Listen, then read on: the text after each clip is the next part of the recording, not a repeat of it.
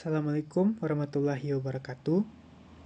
Perkenalkan, nama saya Wahyudi dari kelas Statistik for Linguistic and Literary Studies. Jadi di video ini saya ingin menjelaskan tentang konsep-konsep dasar dari statistika. Jadi statistika sendiri adalah ilmu tentang cara-cara mengumpulkan, menabulasi, menggolongkan, menganalisis, dan mencari keterangan yang berarti dari data berupa angka. Kegunaan dari statistika sendiri seperti membantu penelitian untuk membaca data yang telah terkumpul sehingga peneliti dapat mengambil keputusan yang tepat. Lalu juga dapat membantu peneliti untuk melihat ada atau tidaknya perbedaan antara kelompok satu dengan kelompok lainnya atas objek yang diteliti. Lalu juga dapat membantu peneliti untuk melihat ada tidaknya hubungan antara variabel satu dengan variabel lainnya. Lalu ada statistik. Statistik merupakan hasil data yang ditampilkan dalam bentuk tabel atau grafik. Atau juga bisa disebut kumpulan fakta berbentuk angka yang disusun dalam daftar atau tabel atau diagram dan melukiskan atau menggambarkan persoalan tentang suatu persoalan. Contoh-contoh data statistik seperti saya menghabiskan biaya perkuliahan 1 juta per bulan. Jumlah tindak kriminal di area UNAN meningkat 5% dari tahun lalu. Lalu ada data. Data adalah sesuatu yang diketahui atau dianggap meskipun belum tentu benar.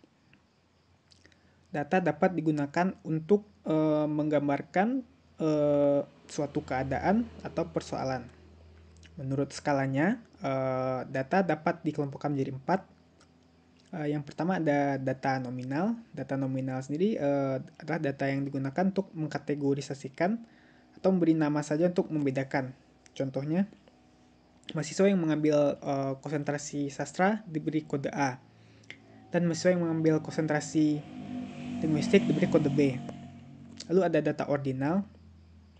Data ordinal adalah data yang digunakan untuk membedakan serta sudah dapat digunakan untuk menunjukkan suatu tingkatan.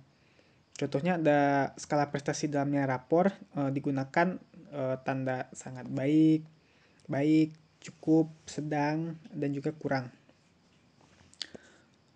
Lalu ada data interval. Data ini dapat digunakan untuk membedakan, menunjukkan tingkatan, dan mempunyai jarak atau interval yang pasti, tapi belum memiliki nilai nol yang mutlak.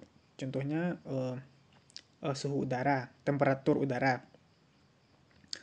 Lalu ada data rasio. Data ini dapat digunakan untuk membedakan, menunjukkan tingkatan, dan mempunyai jarak atau interval yang pasti dan memiliki nilai nol yang pasti. Contohnya mengukur jumlah mahasiswa yang berada di suatu kelas. Lalu ada jenis data dalam ilmu statistika. Yang pertama ada statistika deskriptif. Statistik ini dapat meliputi pengumpulan data, pengolahan data, penyajian data, dan analisis data secara sederhana. Tujuannya adalah menggambarkan keadaan atau karakteristik sampel yang dikaji. Alat yang digunakan biasanya tabel, diagram, grafik, dan lain-lain. Lalu ada statistik inferensial. Statistik ini mencakup kegiatan statistik secara utuh, mulai dari pengumpulan data, pengolahan data, penyajian data, analisis data, dan penarikan kesimpulan berdasarkan data yang ada. Tujuannya adalah membuat inferensi atau hasil pengukuran sampel ke populasi. Alat yang digunakan biasanya estimasi dan pengujian hipotesis. Lalu ada statistika parametrik, yaitu statistika yang tidak statistika yang mempertimbangkan nilai dari satu parameter populasi dan lebih, dan umumnya membutuhkan data dan skala yang minimalnya adalah interval. Lalu ada yang terakhir, ada skala tak parametrik. Skala ini tidak memperhatikan nilai dari satu parameter dan populasi atau lebih.